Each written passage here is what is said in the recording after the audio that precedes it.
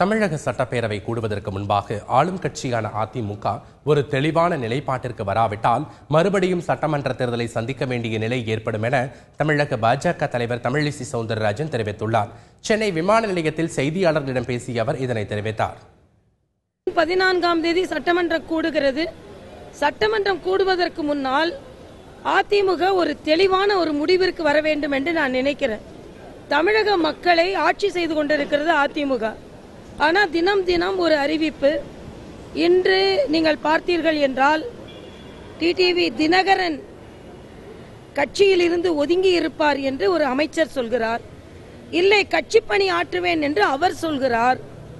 ஆக ஆட்சி பணியை, இந்த கட்சி பணியை பற்றி இவர்களின் கருத்து வேற்றுமைகள் ஆட்சி பணியை எந்த விதத்திலும் அசைத்துவிடக் கூடாது என்பது தமிழக மக்களின் கவலையாக இருந்து கொண்டிருக்கிறது.